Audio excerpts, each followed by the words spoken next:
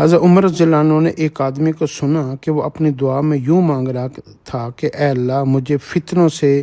اپنی امان میں لے لے، میں تیری پناہ چاہتا ہوں ہر فتنے سے۔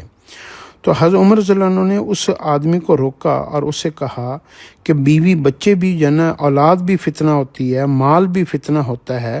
تو تم ان ساری چیزوں سے بھی اللہ کی پناہ مانگ رہے ہو، تم غلط مانگ رہے ہو۔ تمہیں یہ چاہیے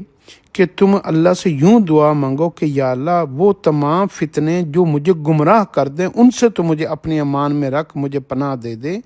جو مجھے فتنے آزمائشیں مجھے ایمان کا ذریعہ بنے، مجھے خوشی کا ذریعہ بنے، مجھے کامیابی کا ذریعہ بنے، وہ مشکلیں، وہ فتنے، وہ مصیبتیں جس کے بعد راحت ہو، جس کے بعد عزت ہو، جس کے بعد نجات ہو، جس کے بعد کامیابی ہو، ان فتنوں سے پناہ نہیں مانگنی چاہیے۔ ہر فتنہ جو ہے نا وہ انسان کو گمراہ نہیں کرتا، صرف گمراہ کرنے والے فتنے گمراہ کرتے ہیں، ورنہ دنیا میں انسان کے پاس جتنی بھی نعمتیں ہیں تو ان میں سے کئی نعمتیں ایسی ہیں جن کو اللہ نے قرآن پاک میں فتنہ کہا ہے، مال کو فتنہ کہا ہے، اولاد کو فتنہ کہا ہے۔ تو اس لیے جو ہے